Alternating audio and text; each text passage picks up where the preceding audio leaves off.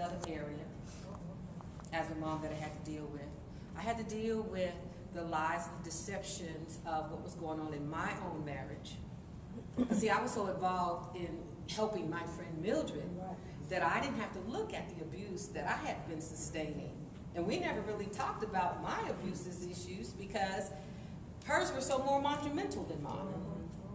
And so I showed up at work looking just like this. I showed up at church, walked in, took my seat, praise the Lord, hands in the air. I might have even did a little dance every now and then, you know, just like this, every day, with this kind of trauma going on in my life.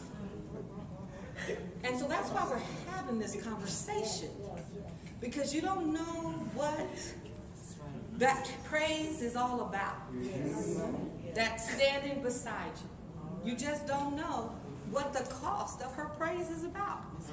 And that's why our churches, which is where we've always come from and come to and go to in our culture, we have to set another level of operation.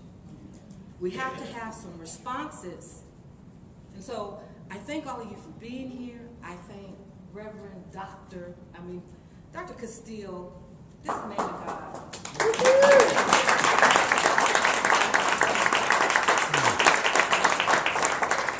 He has every credential. I think he got as many as Dr. Mims. I mean, they have alphabets behind their names. You know, I mean, he's got every license, every clinical license that this state can issue. This man has it. All right.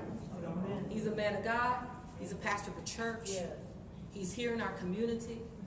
He knows all the players involved because he's testified, he's referred, he's been called upon as expert witness, he's testified, he's done everything. And he's been in this community all these years, and I don't see him recognized. And so I believe that when I came out of the coma, God has always had somebody there for me when I went through every aspect through this nightmare, through this trauma, through this tragedy. Someone has been there. I've been to the healing house of Dr. Maxine Mims. You can't even get a cell signal out there. There's no television. There's nothing but books and music.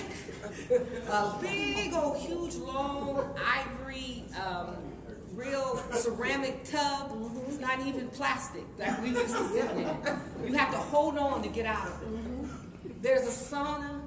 I mean, God has always had some place and someone there for me to go for healing, for restoration, to deal with my truth so that I can reconcile this mess in my lives. My book is called Genesis because it's the beginning. The people on the East Coast have no idea that this is a story. 17 people dead now. And this is a story of domestic violence. Right here out of Tacoma. This was a Tacoma family. Right here in Tacoma. They were business people. They were a family. They worshiped here. I don't care if they were Muslim, Nation of Islam. They had a temple, and they were regular attendees and participants in their temple, in their particular mosque. You know, long before he was Muhammad, he was John Williams. He was John Williams first. He worshipped in a lot of churches here. Yeah. But they do know because he had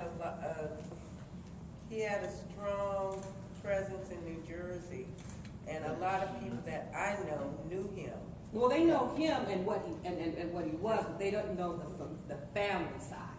Yeah. And the reason he was on the East Coast because Mildred left the area after 15 months. She didn't see the kids for 18 months, but after 15 months, she decides to go and be with her mother and sister. And she was staying in the Phoebe house right here on Martin Luther King Jr. Way for 15 months.